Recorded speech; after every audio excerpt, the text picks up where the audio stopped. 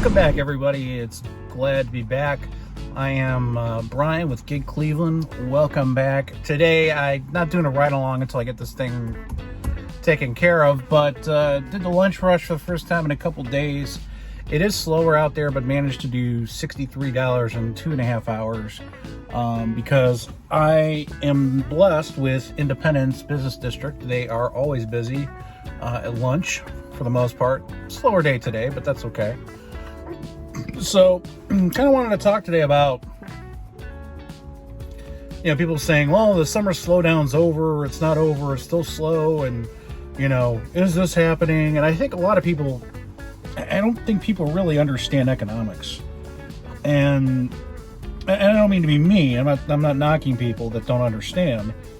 But as a self-proclaimed economist, and who studied economics, Austrian, Marxism, communism, socialism, Keynesian economics, Austrian economics. I think I already said Austrian. I can tell you what's going on. It's pretty simple. Number one, pandemic unemployment has been out since the beginning of September. So you had the people that were ordering, basically, clean my glasses, from that. And they were getting the enhanced unemployment. They were getting all that. Now they're not getting any of it. So that becomes an issue. Okay. So you try to tweak your game and try to do something better or whatever. Well, what's coming up now? Inflation. Inflation is sky high. If you looked, I was looking at cars, and right now, I went to Metro Toyota today. They had, no Camrys. They had one, but it was an all-wheel drive Camry. I don't want an all-wheel drive Camry. I mean, I know how to drive. I live in Cleveland all my life. I know how to drive. I don't need all-wheel drive. I'm not off-roading or anything with that thing anyway, so I says I don't want that. And these glasses are just really annoying me. Anyways, so they have a Corolla hybrid, but like I said, the price of it was $28,000. I'm like, it's a little too high for, just a Corolla. I said, if it was a Camry, yeah, maybe. I mean, the thing is that there's a shortage of a lot of items. That's another thing that's causing the slowdown. People are getting mad because that's why I haven't seen many Walgreens orders or any shopping orders, is because people are pissed because this item's out of stock, that item's out of stock, this item's out of stock. And I'm seeing a lot during Walgreens orders where I go for Gatorade or candy or anything, it's out of stock. So people are like, oh, I'm not going to use that, I'm going to go myself, and they'll find out the same thing. I mean, yesterday I had a customer that was mad they didn't have Sour Patch Kids. And I said, well, the whole shelf was empty. I said, I do apologize, would you like a substitution or a credit? And she's like, I don't know what your problem is, I don't know why you can't find stuff.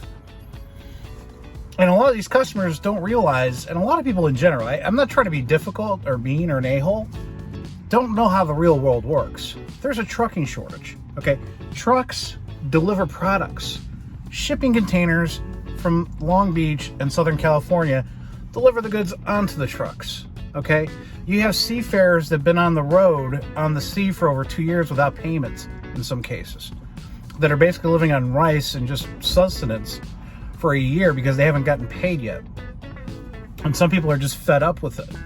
See, people don't realize that the trucks, the shipping containers, all that stuff, because of what happened with 20 months ago, I can't say the name because then it'll get flagged, but because what happened 20 months ago, that's part of the symptom, but it's not the cause.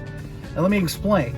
The cause of this slowdown is just in general a culmination of the past 50 years of rising asset prices and declining wages. And so it's basically like an interest rate apartheid. I call it an interest rate apartheid just for the simple fact that for the New York banker out there, they can take 0% loans, buy up all the property, sell it out for a profit, but me or you, the average Joe, has to go out and get a 20% interest rate on a credit card or a 0% introductory rate, and then we're stuck with a 36% rate card. And we have to, even poorer people have to rely on cash advances and things of that nature. It is a crime against humanity. It is called financial terrorism, is what it is. But, if people come in with $6,000 Tom Ford suits, it's okay. But if I say something about, you don't have any credibility, you got a beard, you're fat, you're in a van. I don't live by the river, by the way. But I'm just saying, bottom line is, this is a big deal. Prices are rising, okay? I went to Piata this afternoon to pick up an order, all right?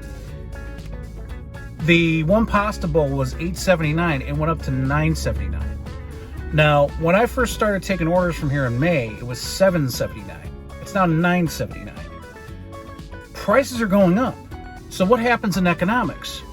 Human action dictates that if prices go up, consumption goes down. Very simple. Number two, when prices go up, consumption goes down, and you have saturation, what happens is you have less orders to go around. So if you're in a middle or a small market, I'm sorry, it's over. It's done. You're done. I mean, it at least for the next few months, until people just get fed up and quit and don't want to do gig work. This isn't a message of happiness or reassurance. This is the truth, and it's a warning.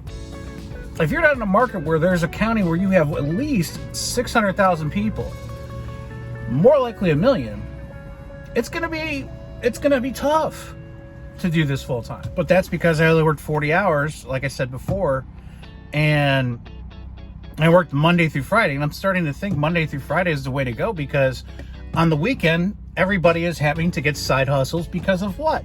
Because the economy, because the inflation is what's causing people who are making maybe even 40 or 50 or 60, that have children, they have to go out and get a side hustle. So it's getting more saturated on the weekends. During the week, I actually do better now than I've done on the weekends. My average daily weekday during the month of October has been $196.81. Some days it's almost $250, but on averages, that's what I'm averaging a day when I work now. Some days, Saturday and Sunday, when I rented a car, it was literally like $146 for 7 hours, and then Sunday it was like $162 for 8 hours. It wasn't anything special. On Tuesday I made $221, Monday $250, Thursday $249. Friday, even with the issue, and I only worked 6 hours, I made $149.